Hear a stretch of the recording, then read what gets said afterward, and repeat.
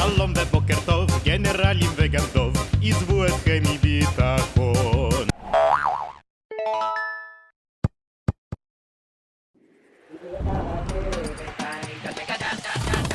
כל 4 שנים אני שוב מתפלל לראות במונדיאל את נבחרת ישראל. אבל לא אכפת, הם שולחים טיל לחיבורים, דני! רגע, מה? חכה רק לסוף המשחק, בסדר? אבל אני רעב. עד גול של מסי?